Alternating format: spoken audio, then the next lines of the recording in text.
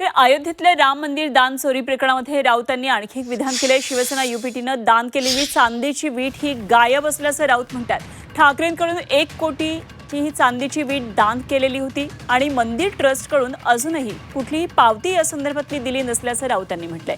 ही वीट गेली कुठे? आता संपूर्ण चौकशी आणि जबाबदारी निश्चित करण्याची वेळ आली असल्याचं राऊत म्हणाले। हे पैसे आले कुठे, गेले कुठे? मग 2000 कोटीपेक्षा जास्त पैशाचा पहार श्रीराम मंदिराच्या दानपेटीत आणि देणगीतून झाला।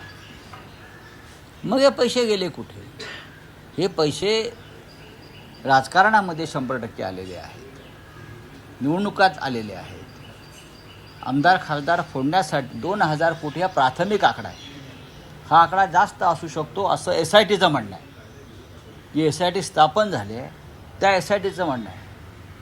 आता दानपेटी चोरल्या याला सुद्धा ऑपरेशन टायगर नाव द्या।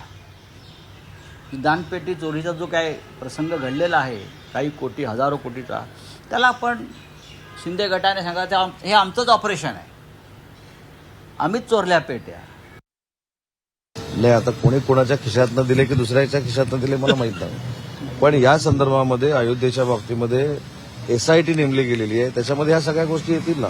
आता SIT नेमली गेलेली असताना उत्तर प्रदेशच्या सरकारचा प्रश्न असताना मी महाराष्ट्रामध्ये त्याचं उत्तर देणं योग्य नाही, परंतु प्रत्येकाची अपेक्षा आहे की अयोध्येमध्ये जर काय अनियमितता असेल किंवा काही भ्रष्टाचार झाला असेल त्याची चौकशी झाली पाहिजे।